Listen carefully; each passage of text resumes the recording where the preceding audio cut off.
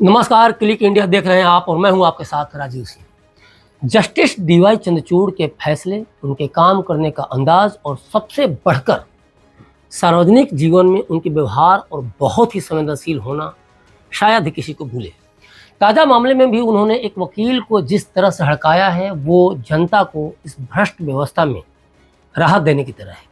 चलिए पहले पूरे मामले को समझ लेते हैं कि आखिर हुआ क्या। देश के मुख्य न्यायाधीश यानी CJI justice DY Chandrachud supreme court में भरी अदालत में तब भड़क उठे जब एक वकील ने सीजेआई की अध्यक्षता वाली खंडपीठ से यह कहा कि उसने कोर्ट मास्टर से कोर्ट में लिखे गए ऑर्डर के विवरण के बारे में क्रॉस चेक किया है। इतना सुनते ही सीजेआई चंद्रचूड़ गुस्सा उठे। उन्होंने उस वकील को फटकार लगाते हुए कहा कि आपने कोर्ट मास्टर से यह पूछने की हिम्मत कैसे की कि मैंने कोर्ट में क्या लिखवाया है। आपने कैसे कोर्ट मास्टर की डायरी देखने की हिमाकत की। तब तो कल आप मेरे घर भी आ जाएंगे और मेरे निजी सचिव या स्टेनोग्राफर से पूछेंगे कि मैं क्या कर रहा हूँ। वकील अपना सारा विवेक खो चुके हैं क्या। ये पूरी बातें सीजीआई की थी। इस पर वकील ने कहा कि कोर्ट मास्टर की डायरी से पता चला है कि मध्यस्थ नियुक्त किया गया है। इसके बाद सीजीआई ने अपने कोर्ट मास्टर से कहा कि आपने कुछ बोला था क्या। इस पर कोर्ट मास्टर सीजीआई को कुछ बताते हैं। इसके बाद भी जस्टिस चंद्रचूड़ चुप नहीं हुए। उन्होंने कहा कि वह तो कुछ और बता रहे हैं। सीजीआई ने कहा कि अंतिम आदेश वह होता है जिस पर हम हस्ताक्षर करते हैं। उन्होंने कहा कि ये अजीबोगरीब तरकीबें फिर से मत आजमाइएगा। इसके बाद जस्टिस चंद्रचूड़ ने ये कहा कि ये मत भूलें कि मैं अभी भी प्रभारी हूँ, हालांकि थोड़े ही दिन के लिए हूँ, क्योंकि अब मेरा कार्यकाल ज़्यादा नहीं बचा है, लेकिन मैं अपने आखिरी दिन तक इस कोर्ट का इंचार्ज हूँ। एक मध्यस्थता के मामले की सुनवाई के दौरान चीफ जस्टिस ने यह सख्त टिप्पणी की। जब वकील ने कोर्ट मास्टर से आदेशों की जानकारी ली तो यह उनके लिए यानी कि सीजीआई के लिए एक्सेप्टेड नहीं था। उनके सवाल कि आपने कैसे कोर्ट मास्टर की डायरी देखने की हिम्मत की, यह साफ करता है कि वे कोर्ट की प्रक्रिया में किसी बाहरी हस्तक्षेप या दबाव को बर्दाश्त नहीं करेंगे। जस्टिस चंद्रचूड़ का यह रुख उनके पूरे कार्यकाल में दिखाई देता रहा है, जहाँ वे बार बार कोर्ट की पवित्रता और स्वतंत्रता को प्राथमिकता देते हैं। चंद्रचूड़ हमेशा अपने फैसलों में ट्रांसपेरेंसी के सपोर्ट में रहे हैं। उन्होंने यह बात स्पष्ट रूप से कही कि अंतिम आदेश वही होता है जिस पर हम हस्ताक्षर करते हैं। इस बयान से उनके काम करने के तरीके का पता चलता है। उनके लिए हर फैसला अदालत की लिखित प्रक्रिया और प्रूफ पर निर्भर करता है। यह ट्रांसपेरेंसी और क्लियरिटी उनके कई ऐतिहासिक फैसलों में भी झलकती रही है, चाहे वह व्यक्तिगत स्वतंत्रता से जुड़े मामले हों या फिर संवैधानिक अधिकारों की सुरक्षा में। जस्टिस चंद्रचूड़ की शक्ति सिर्फ इस एक घटना तक सीमित नहीं है। उनका पूरा कार्यकाल इस बात का गवाह रहा है कि वे एक दृढ़ और सख्त रहे हैं। उन्होंने कई बार कोर्ट में वकीलों और पक्षकारों को अनुशासन में रहने की सख्त हिदायत भी दी है। यह सख्ती इसलिए ज़रूरी है क्योंकि सुप्रीम कोर्ट देश का सर्वोच्च न्यायालय है, जहाँ हर फैसला कानून और संविधान की आत्मा की लाज रखता है।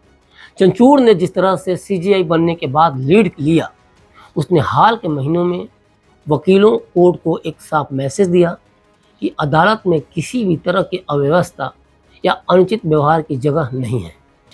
जस्टिस चंद्रचूड़ को समझना है तो उनके फैसले से वे बहुत अच्छी तरह से समझ में आ जाते हैं।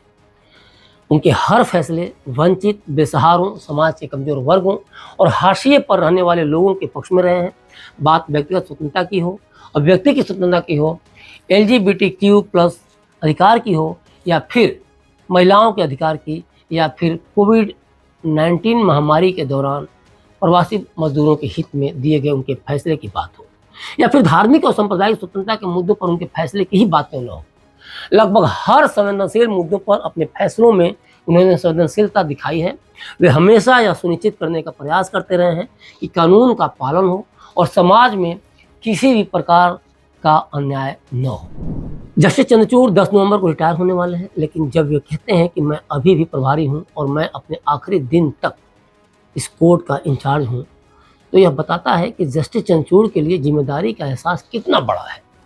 भले ही उनका कार्यकाल अब समाप्त होने वाला है, लेकिन सरकारी बाबुओं की तरह वे आराम की मुद्रा में नहीं हैं और न ही व्यवस्था के सामने सरेंडर कर रहे हैं, बल्कि उनका ये कहना बताता है कि वे अब भी अपने कर्तव्यों के प्रति किस हद तक पूरी निष्ठा और प्रतिबद्धता दिखा रहे हैं।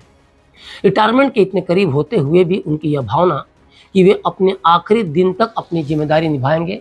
इस सड़ी गली व्यवस्था में एक एग्जाम्पल है जहाँ एक बच्चे को शुद्ध दूध की भी गारंटी नहीं दी जा सकती, और ऐसा नहीं कि वे अपने कार्यकाल में सिर्फ एक जज ही बने रहे। कई बार उनका मानवीय पक्ष भी सामने आया, और हाल ही में आपने देखा भी कि चंद्रचूड़ के सामने एक ऐसा मामला आया जिसमें महज 3 मिनट की देरी के चलते एक गरीब परिवार का बच्चा आईआईटी में एडमिशन पाने से चूक गया। यह देरी भी छात्र की अपनी गलती से नहीं, बल्कि सर्वर डाउन होने के कारण हुई। आखिरकार सीजीआई के आदेश से अतुल का एडमिशन हो सका। अतुल के पिता मजदूर हैं, लेकिन हिम्मत देखिए, वे कहते हैं कि मैं रोटी चाहे आधी खा लूँगा, लेकिन अपने बच्चों को जरूर पढ़ाऊँगा।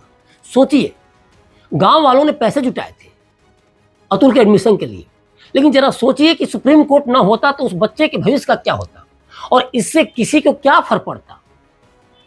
आप बैंक चले जाएं, आप रेलवे टिकट काउंटर पर खड़े हों, या फिर देश के किसी अन्य ऑफिस में चले जाएं, आपको कई बार यह सुनने को मिलेगा कि सर्वर डाउन है। और इस डर के मारे जब आप घर से निकलते हैं तो आपको इस डर के बारे में पहले से पता भी होता है। पता है क्यों? क्योंकि सर्वर कई बार पहले भी डाउन हुआ है आपकी लाइफ में। जिस व्यवस्था में अधिकांश अधिकारी बाबू भ्रष्टाचार में सिर से पैर तक डूबे हों, जिस व्यवस्था में नौकरी ज्वाइन करने से पहले इस बात पर चर्चा होती हो कि ऊपरी आमदनी कितनी है, उस व्यवस्था में सीजीआई का किसी बच्चे के भविष्य को लेकर फैसला हो, या किसी बच्चे के साथ खेलते हुए पल, उनका यह व्यवहार उनके जमीन से जुड़े स्वभाव को दिखाता है। तो ओवरऑल सीजीआई चंद्रचूड़ की टिप्पणी से एक बात तो तय है कि हम और आप इस व्यवस्था से जितना ही ज़्यादा परेशान होंगे, चंद्रचूड़ जैसे जज और उनके फैसले हमें उतनी ही हिम्मत देंगे, उतने ही वे याद आएंगे। क्योंकि सिस्टम जिस तरह से पंगु हो गया, उसमें शायद ही किसी मंत्री, किसी नेता पर विश्वास रह गया हो हमें। जब हमारा बच्चा भी बीमार होता है तो हम उसे हॉस्पिटल ले जाने से पहले 1000 बार सोचते हैं कि हॉस्पिटल वाले लूट तो नहीं लेंगे। क्योंकि जिस भारत में डेड बॉडी को भी वेंटिलेटर पर रखकर पैसा वसूला जाता हो, उसमें यह कहना गलत नहीं होगा। दूसरी तरफ स्कूल बेलगाम है, पढ़ाई गायब है, फीस मनमानी, स्थिति इतनी खराब है कि आप स्कूलों को पैसा झोंकने के बावजूद बच्चों को ट्यूशन भेज रहे हैं। बच्चा थक कर घर आता है, फिर अनमने मन से ट्यूशन जाता है। कर क्या सकते हैं हम? रोजगार है नहीं, जो है उस पर मारामारी है। महज कुछ वैकेंसीज के लिए ट्रेन में जिस तरह से युवाओं की भीड़ दिखती है, वो रोंगटे खड़ी कर देती है। टॉयलेट तक में किसी माँ के बच्चे एक अदद नौकरी के लिए ठूसे हुए होते हैं। आपके घर दूध आता है, लेकिन उस पैकेट में दूध ही है। इसको लेकर डर के साए में हमेशा हम और आप जीते हैं। मतलब कि खान पान हो, किसी ऑफिस में आसानी से काम करा लेने की कोशिश हो, या फिर कुछ और, हर जगह दलालों घुसखोरों का बुलवाला है। और कहना गलत नहीं होगा कि कथित सरकार भी इन्हीं लोगों के साथ है। भ्रष्टाचारियों, दलालों का खौफ जनता में है, लेकिन सरकार का खौफ, कानून व्यवस्था का खौफ आज तक इन दलालों, इन भ्रष्टाचारियों के अंदर नहीं समा पाया। ऐसे में न्यायपालिका ही आखिरी उम्मीद बचती है। बहरहाल, आपकी इस पूरी खबर पर क्या प्रतिक्रिया है, हमें कमेंट बॉक्स में कमेंट कर जरूर बताइए। शुक्रिया।